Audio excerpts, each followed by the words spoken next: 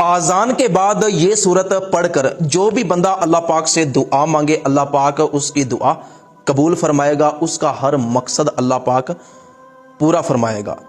तो कौन सी सूरत पढ़नी है मैं अभी अर्ज़ करता हूँ। इस हवाले से नबी करीम सल्लल्लाहु अलैहि वसल्लम का फरमान भी ज़रूर सुनिएगा। वीडियो को पूरा देखने से पहले कमेंट में मोहब्बत के साथ सुबहान अल्लाह ज़रूर लिखिएगा। मेरे अकाउंट को फॉलो भी ज़रूर करें। अगर आप कोई वजीफ़ा पूछना चाहते हैं, इस्तिखारा करवाना चाहते हैं, स्क्रीन पे आपको आमिल साहब का व्हाट्सएप नंबर नज़र आ रहा होगा, राब्ता करें, अपना मसला बताएं, इंशाल्लाह आपकी रहनुमाई की जाएगी।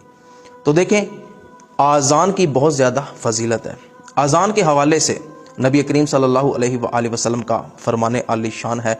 हज़रत अब्दुल्ला बिन उमर रज़ियल्लाहु ताला अन्हु रवायत करते हैं, सुनन अबू दाऊद में हदीस मुबारक है कि या रसूलल्लाह, आज़ान देने वाले के लिए जो फ़ज़ाइल हैं अल्लाह पाक उसे जो इनामात अता फरमाता है, तो जो बंदा आज़ान नहीं देता वो तो इससे महरूम रह गया। तो नबी करीम